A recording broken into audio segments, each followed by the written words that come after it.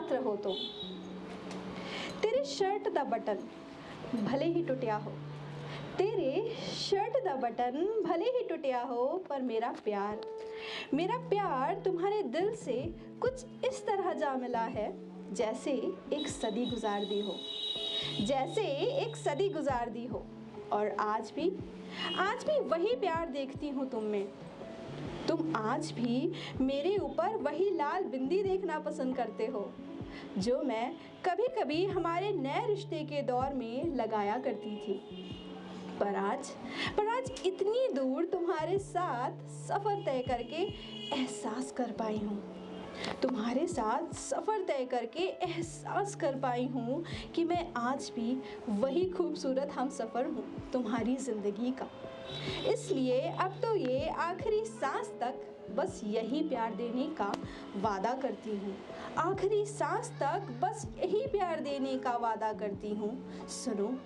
सुनो, मैं तुम्हें कभी निराश नहीं करूँगी, सुनो, मैं तुम्हें कभी निराश नहीं करूँगी, और इसी खूबसूरती की लाली से तुम्हें महकाती रहूँगी। बस साथ देना मेरा। तुम्हें सोचना जैसे हर दिन की यादों में तुम्हारे लिए हो रही फिक्र को दर्शाता है, पर तुम फिर भी नहीं समझते क्यों? आखिर ये क्यों ही बार बार प्रश्न करता है मुझसे कि सिर्फ मैं ही क्यों? शायद स्त्री रूप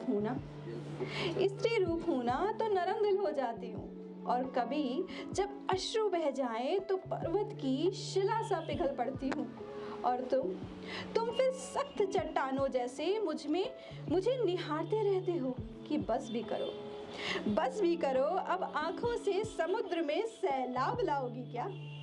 और मैं अकस्मात इन बोलों के मेरे कानों में पड़ते ही उबल पड़ती हूँ, जैसे गर्मियों की लू में लिपटती गर्म हवाएं हो। पर इन वाक्यों का कल भी कोई फर्क नहीं था और आज भी नहीं होगा, कोई भी फर्क नहीं था और आज भी नहीं होगा। इसलिए मूक हूँ मैं, अपने विचारों से घिरी संधजीवी हो गई। जैसे समय समय पर हमारे अंदर परिवर्तन आते हैं, ध्यान से सुनिएगा, जैसे समय समय पर हमारे अंदर परिवर्तन आते हैं, हालात बदलते हैं, हमारी पसंद नापसंद, हमारे विकल्प बदल जाते हैं, लेकिन वो वक्त जो हम जी चुके हैं, उस वक्त में जब हम तकलीफ़ों में रहे होंगे तो किस तरह हमने उनका सामना किया होगा। बिना डरे, निडर होके एकदम तकलीफ़ों के समक्ष जा खड़े हुए होंगे और कह दिया होगा मन में छिपी वेदनाओं से कि नहीं, इसे तो नहीं जीतने देंगे, क्योंकि जितना हमें खुद के आत्मविश्वास से ही था, तो फिर आज क्यों नहीं? आप आज क्यों टूट जाते हो? आप कल भी वही थे, आप आज भी वही हो, बस हालात बदल गए हैं, है ना? बस हालात बदल गए हैं, आपकी उम्र ढल गई है और पहले की सोच से अब की सोच में विकृति हुई है। तब तो आपको और अच्छे से अपने हालातों को संभालना चाहिए। क्या लगता है? सही कह रही हो ना? तो फिर क्यों नहीं सोचते? क्यों पीछे हट जाते हो?